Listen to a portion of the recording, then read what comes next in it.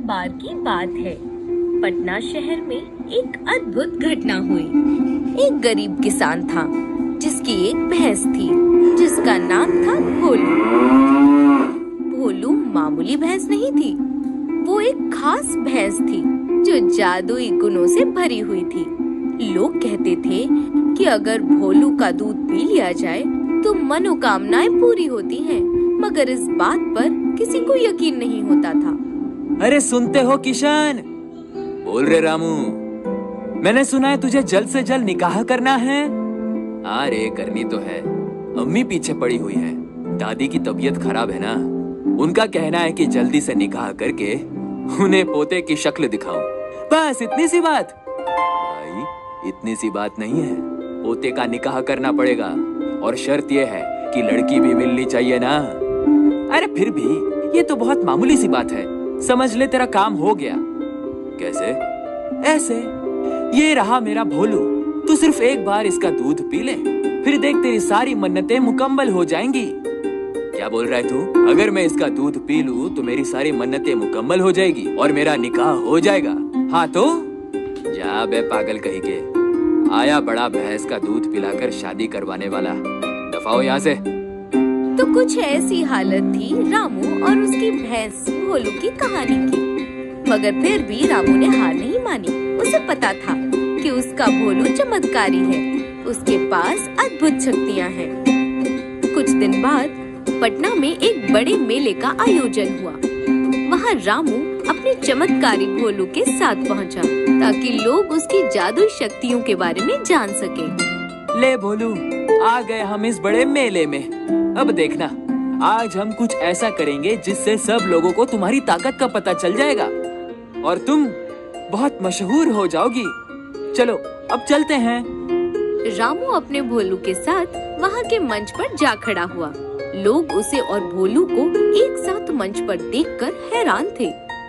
कुछ उसकी ताकत देखकर दंग रह गए, तो कुछ उसकी काली चमकती देह देखकर खुश हो गए।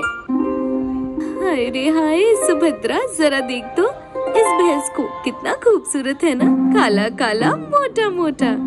अरे क्या माया, तुम भी ना, वो भैंस है, तुम्हारा शौहर नहीं जो उसकी खूबसूरती के गीत गा रही हो। चलो हमें खरीदारी भी करनी है। भोलू के मंच पर आते ही मेले में बातें शुरू हो गयी। तभी आप सब लोगों के लिए मैं एक खास बात लेकर आया हूँ। जैसा कि आप देख रहे हैं, ये है मेरी भैंस भोलू जो बहुत ही अच्छी है। इसके भीतर जादुई शक्तियाँ हैं जो आपकी हर मनोकामना मुकम्मल कर सकती है। बस इसके लिए कुछ शर्तें हैं, यही कि आपको इसका दूध पीना पड़ेगा जिससे आपकी मन्नतें मुकम्मल हो जाएगी, लेकिन लालच नहीं करना होगा, समझ गए? भीड़ में खड़े किशन ने आवाज लगाई। लो, ये रामू यहाँ भी आ गया। अरे भाई रामू, ये क्या मजाक लगा के रखा है तुमने? अबे तू चुप रहे, मेरी बात नहीं मानी ना, अब देख तू कैसे पछताएगा। मैं तुम सब लोगों को चुनौती देता हूँ, कोई है जो आगे आकर इसे आजमा सके? भीड़ से एक आदमी आगे आया, उसका नाम था महेश। मैं करता हूँ तेरी चुनौती, मैं आजमाता हूँ तेरी चुनौती।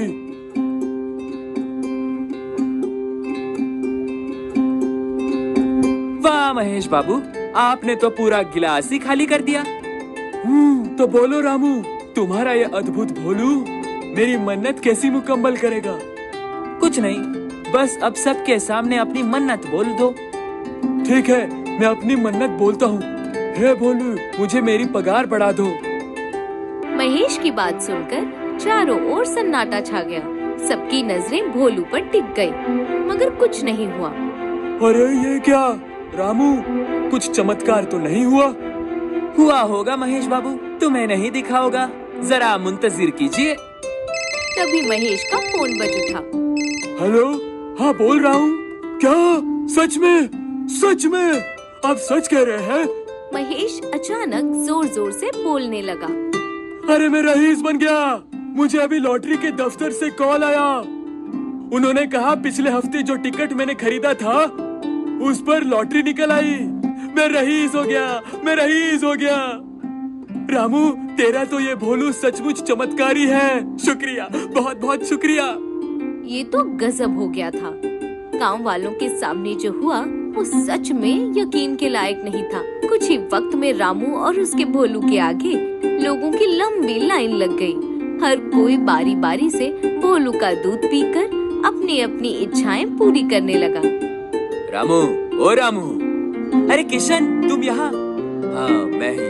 अरे रामू, तुमने तो कमाल कर दिया यार। मेरे इस भोलू का दूध पीकर तो मेरी निकाह भी हो गई और जल्दी ही हमारे घर नन्हा मेहमान भी आने वाला है।